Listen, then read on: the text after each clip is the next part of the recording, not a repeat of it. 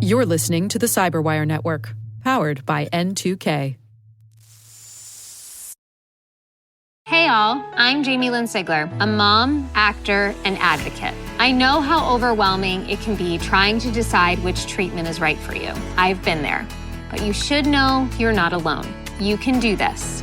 Start with some research, talk to the community, and most importantly, don't be afraid to ask your doctor questions. You might find results that speak for themselves. That's how I landed on Kesimpta. Ask your doctor if Kesimpta, ofatumumab, could be right for you. You can check out the details at kesimpta.com.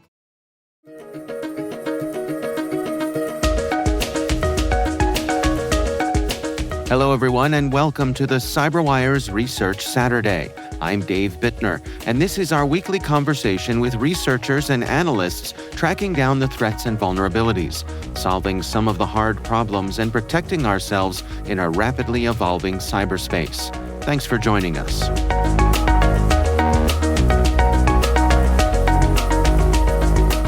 Within the past 2 years, we've had this, what I will call anecdata or gut calls that, wow, we get this weird spike on some piece of usually enterprise-grade edge technology, and then it'll stick in your head that there was a spike.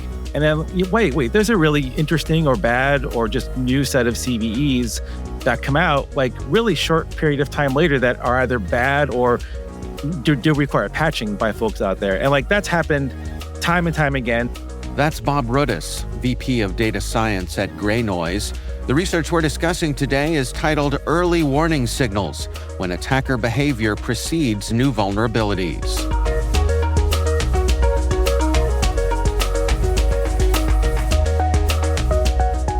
So earlier this year, we started to say that in our blog posts. Not every blog post, but when there was a decent uptick either in just normal scanning activity or for a particular CVE, we were like, that's interesting that we kept tracking. 6 weeks later, roughly between 4 to 6 weeks later, we would see another CVE come out. So sometimes a really bad CVE come out as well. And then we decided to just, we're making a claim and we're hedging it like crazy in the blog posts, and we need to validate it. We needed to science this thing up. So we took a lot of our data we have an entire new sensor fleet. We have an entire new architecture.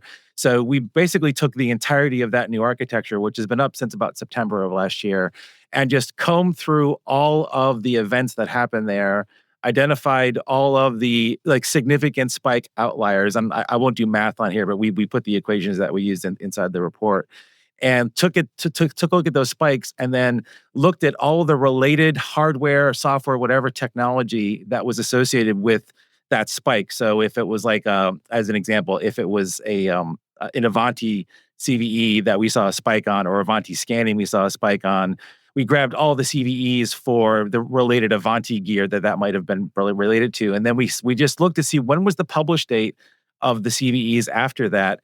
And we had a couple hundred spike events across about 6 or 8 technologies, 6 really well-defined, 8, 2 more loosely defined, that were hey, there's a pattern here. Between 4 to 6 weeks, you're looking at a new CVE coming out. And we're this is useful for us to gauge and to look out for. But we also wanted to make a report about it, because it's having been on the defender side and not on the vendor side for much. I've been on the defender side a lot longer. It's any leg up you can get on knowing when you might have to prepare your defenses for an attacker is just great, because it's really expensive to set up extra logging or do a bunch of stuff like that.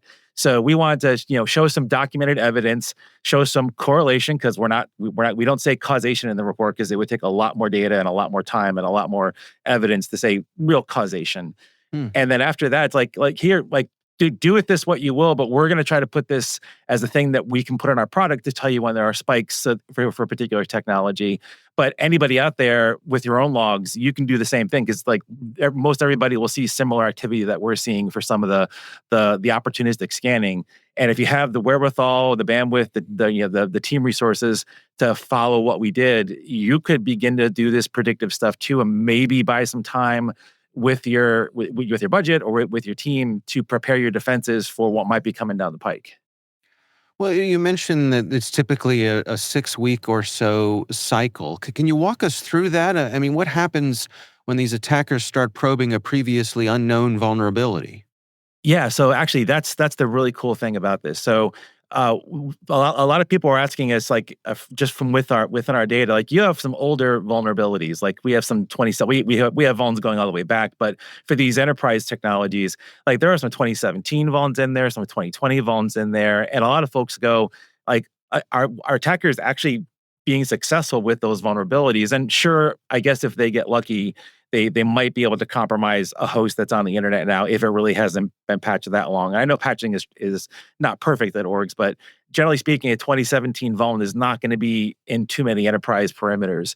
So when they're doing this scanning, like our belief was, or like the CVE based scanning, like actually testing to see if the exploit works against the particular piece of technology, they're doing that as a cover, because what they used to do, like 4 or 5, so like back when I was at Rapid7 and I was talking with Morris, like when he started Gray Noise, we both noticed the pattern of like opportunistic scanning going crazy. There were inventory scans happening all the time. And then as both like Rapid and Gray Noise, we started to, tell people about this opportunistic scanning.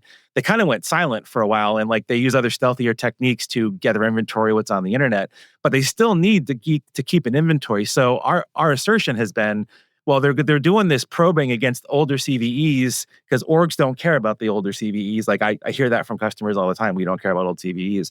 Hmm. So they're getting past their scanning defenses. They're ignoring what that signal is on the wire to just make sure, oh yeah, there is an Avanti there, or there is a Fortinet there, or there is a Sonic Wall there, or anything like that. And then they use that inventory to then to launch new attacks with a brand new CVE or an O day or an N day that might happen down the pike. So that our hypothesis was, like, again, we don't attack people, so we don't know if exactly that's what the attackers are doing, but it just seems to be that like they have a sense that there is a CVE coming, or they're doing their own exploit creation, and they're testing against old CVEs to get under the wire, like to get under the radar of organizations, and then they use that to have a more precise inventory because they really want to be able to get as many hosts as possible. Well, how often did a spike in malicious activity lead to an actual CVE, and what's that time frame look like? Yeah. So if you look at the report, and I'm just going to scroll real quick, just like I could give you some more concrete information. Yeah. So within there, if you look at it, and this is like page for folks that are listening, and you have the report in front of you, it's like page 6 of the report. It shows kind of the sequence of spike to CVE. And roughly on there, what you can see is there's 200-ish events. Like I like to round because people like precise numbers, and those 200 events are indicative of that within 6-week time frame. And it's a handful of CVEs, so it's like I think it's under 30 CVEs total for the whole thing. So that for all across those technologies, there's at least 1 to 3 CVEs that came within that 6-week time period. That basically means the attackers were doing that scanning to and knowing in advance, from what we can tell, that this new CVE was coming, or that they were the ones that were creating the exploit that created the CVE. And what kind of technologies show the most reliable warning signals? Yeah, that's a really important question too for orgs. So we looked at every single technology that we have in the edge category, and what we first did is we said, okay, we need to see, what do the patterns of scanning and attacking look like for these technologies. So I'll give you one that we didn't put in the report and that we didn't analyze. Hmm. It's like D-Link, and actually I'll throw Linksys in there too. So D-Link and Linksys are extremely noisy technologies from like an attacker perspective. Like they're doing constant probing. It's almost like a heartbeat. So, and in the report, I think we actually use that terminology. We said, look, if there's a heartbeat, if it looks like attackers are just going after a particular technology a whole lot, or if there are just scads of CVEs so that we couldn't find any signal in that noise, we ignored that. So D-Link and Linksys and a bunch of other ones that fall into that category, we basically threw away because there was no real spike activity, and there was just too much of noise to say that there's signal here, which ended up leaving us with enterprise technologies, which I was actually surprised at. I actually thought maybe like there wouldn't, like I didn't actually realize there was that many CVEs for D-Link or Linksys or those things. Like I tracked this stuff, but my gosh, there's a lot of vulnerabilities in those kit. And Right. and so for these enterprise technologies, we ended up like looking across all of the edge enterprise technologies that are out there, and we didn't deliberately land on Cisco, Fortinet, Juniper, Palo, and I'll list the ones that have more signal in a second. Like, we didn't deliberately pick those; they just happened to be the ones that bubbled up from the signal analysis that we did. So, so Cisco Kit has I would say that it's an 80% confidence signal that you're going to see that pattern happen on there. But for like Fortinet and for Juniper and for Palo Alto and for SonicWall and Avanti, those ones show a very high signal with this spike to CVE within 6 weeks. One that I like, I hate to say it this way because I just don't like Citrix, but I was hoping we would see it very concretely with Citrix. And we just didn't see that firm of a signal with Citrix. And a technology that I used to really not like a long time ago, but MikroTik is getting a little bit better in their safety protocols. I thought we'd see a lot more signal in MikroTik, but honestly, attackers aren't even going after MikroTik as often as they used to before. So we really didn't see a whole lot of signal there as well too. So again, it's the big players, Avanti, Fortinet, Juniper, and Palo, like the strongest signal, very high correlation. Cisco, about 80% correlation, and then Citrix and MikroTik, not a great correlation. Like, I wouldn't be using their signal if I was a defender, and I had to spin up more defenses or spin up more logging. I wouldn't choose to do that if I saw a spike on those.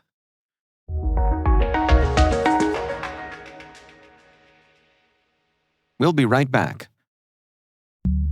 I'm Ben Yellen, co-host of the Caveat podcast. Each Thursday, we sit down and talk about the biggest legal and policy developments affecting technology that are shaping our world. Whether it be sitting down with experts or government officials or breaking down the latest political developments, we talk about the stories that will have tangible impacts on businesses and people around the world. If you are looking to stay informed on what is happening and how it can impact you, make sure to listen to the Caveat podcast. Hey all, I'm Jamie Lynn Sigler, a mom, actor, and advocate. I know how overwhelming it can be trying to decide which treatment is right for you. I've been there. But you should know you're not alone. You can do this.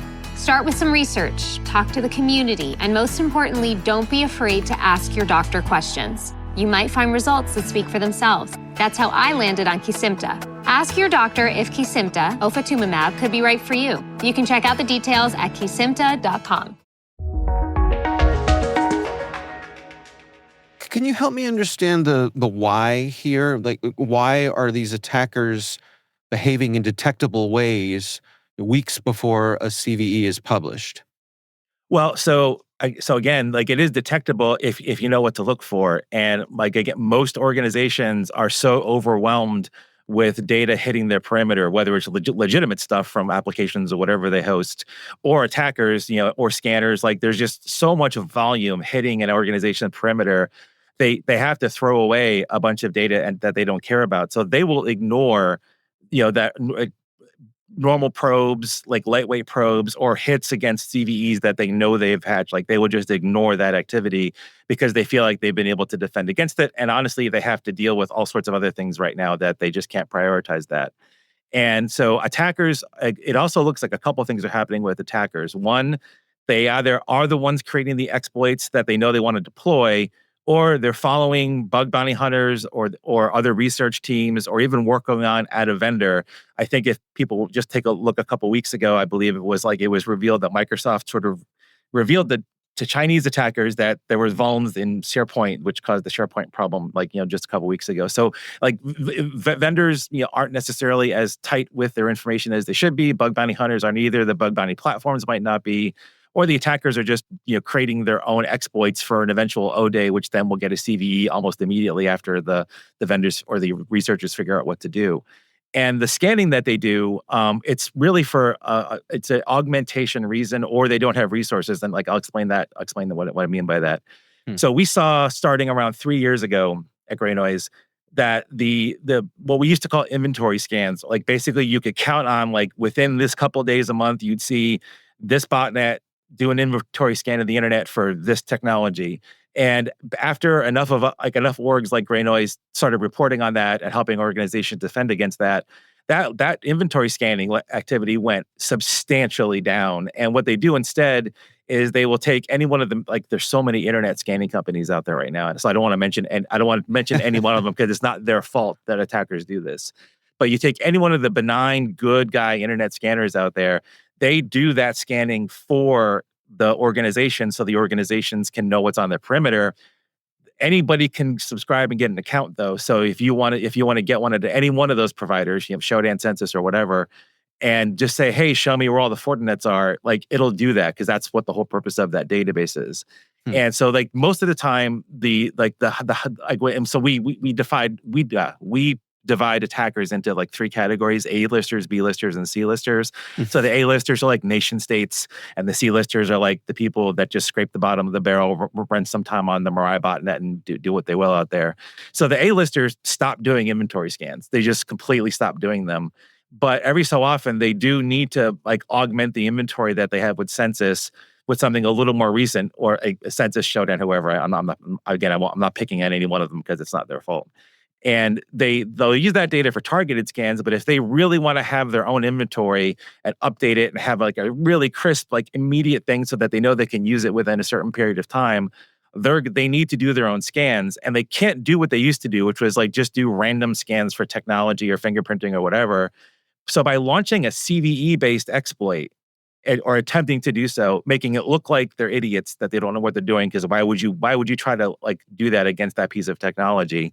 It gets under the radar of everybody, and that gives them a really fresh, crisp inventory. Now, there's also a secondary thing where if an org hasn't patched a 2020 CVE or a 2022 CVE, they can compromise that host as well too. So like they get two potential bangs for their buck. They know that there's a piece of technology that they want there, and they may have been able to compromise it at the same time. So like they get that win, and they don't do them as regularly. So these spikes don't happen on a regular time period. If you look again back on page 6 of the report, each different graph there has a different time frame, and like some of them span between January of this year to July of this year.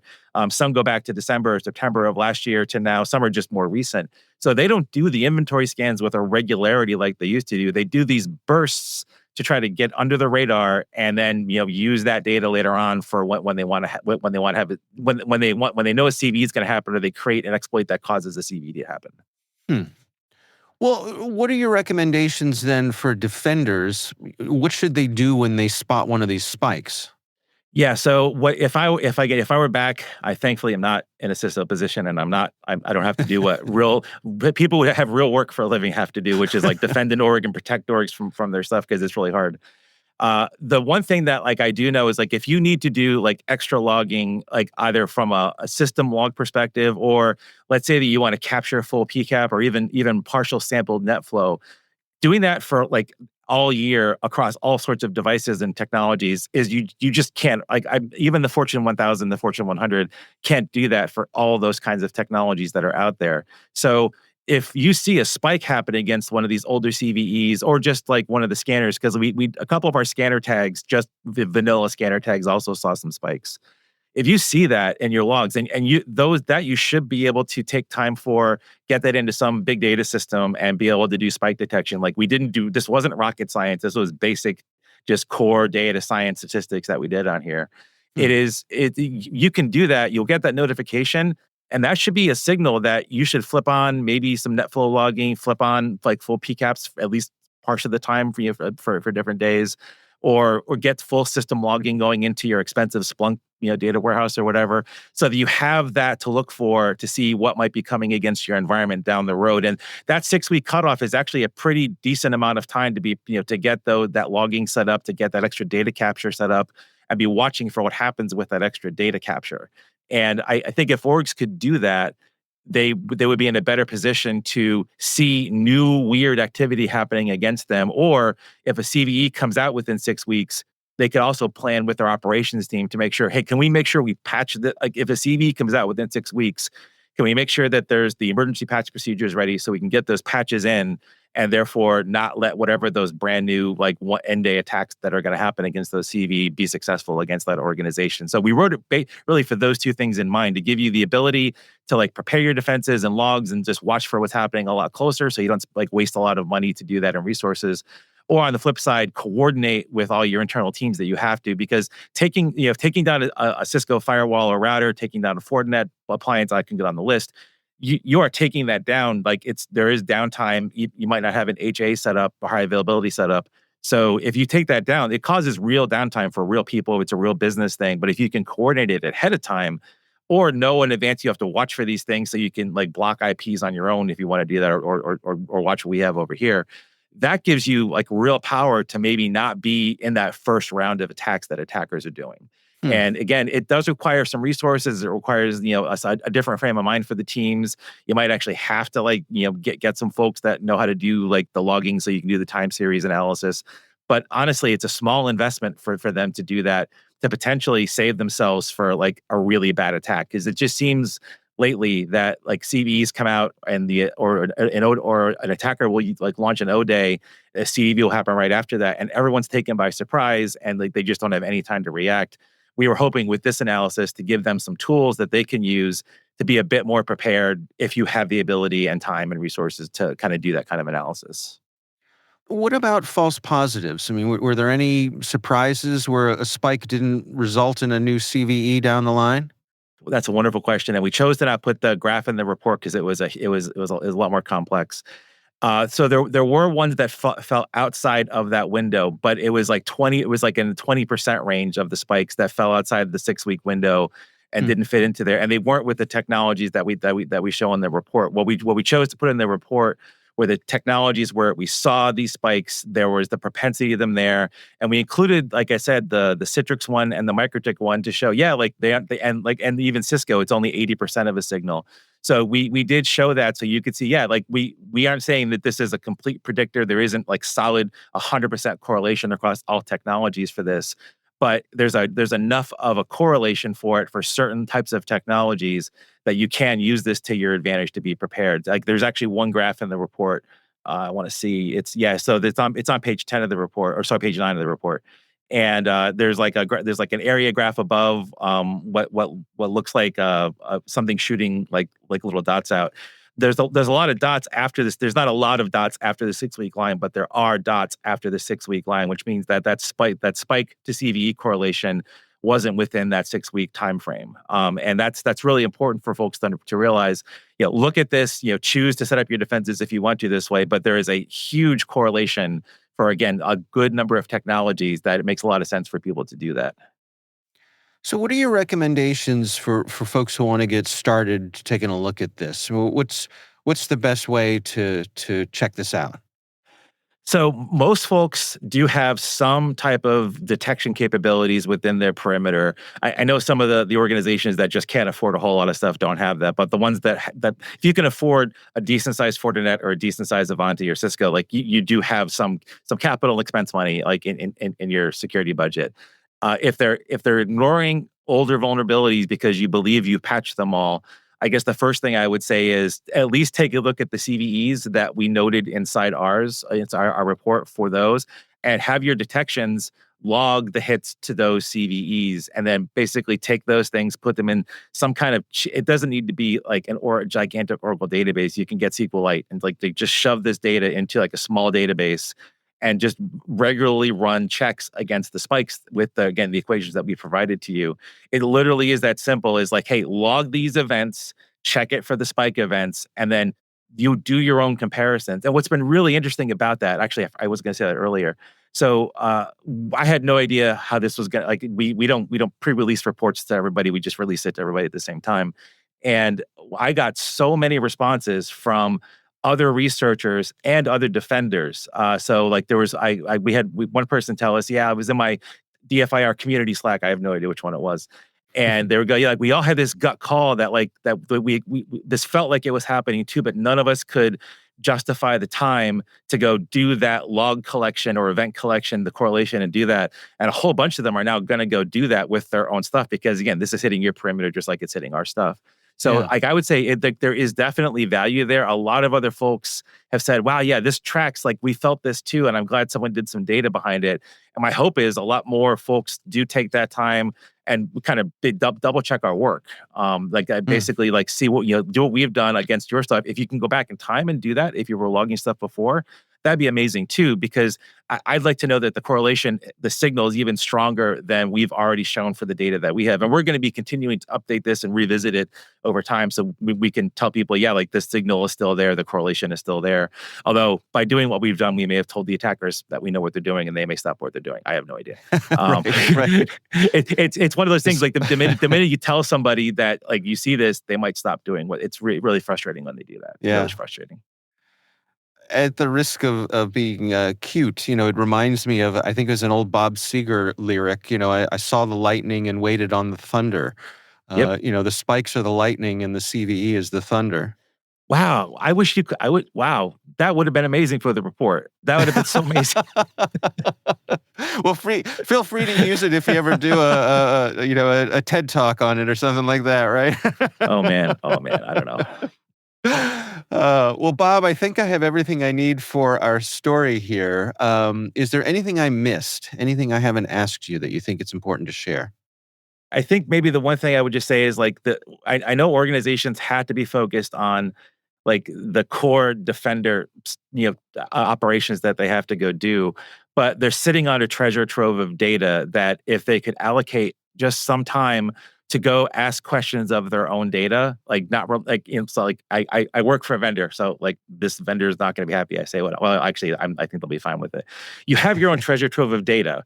And it's like the tools to do data science, just basic stuff on that data exist like all over. They're all free too, like the vast majority are free.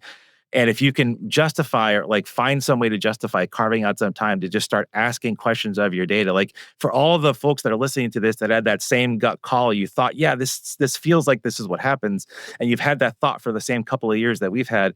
Go talk to your boss and say, hey, can we carve out like 3 hours a week to go do this kind of stuff on our own data? Mm-hmm. And I think you're all going to be surprised at what you'll find if you could actually go do that. And not relying on anybody else except yourself to see that kind of information.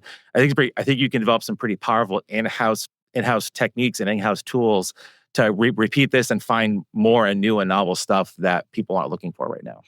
It also strikes me that, in this age of AI and automation, that there is still a really important place for that gut feeling, to chase down that gut feeling. Oh, 100%. Like the one thing that's really important is you're always supposed to start any type of analysis or process or whatever, like for when doing this kind of work, with a hypothesis. And the only way you're going to get a hypothesis is if you're thinking about stuff. And generally it's speaking in security, everything starts with a gut call because you have this like spidey sense that this is happening and this is happening. I need to now somehow determine whether my hypothesis is true. And most people just don't have the time to actually act upon that. And again, I would just urge folks, if you have that gut call, find some way to get someone to give you the time, because the resources are pretty much free, and go do that, because I think you'll find a lot more than you're finding right now.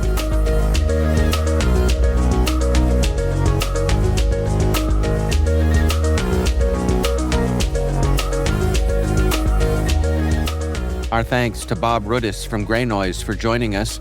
The research is titled Early Warning Signals When Attacker Behavior Precedes New Vulnerabilities. We'll have a link in the show notes. And that's Research Saturday, brought to you by N2K Cyberwire. We'd love to hear from you. We're conducting our annual audience survey to learn more about our listeners. We're collecting your insights through the end of August. There's a link in the show notes. Please do check it out. This episode was produced by Liz Stokes. We're mixed by Elliot Peltzman and Trey Hester. Our executive producer is Jennifer Eiben. Peter Kilpie is our publisher, and I'm Dave Bittner. Thanks for listening. We'll see you back here next time.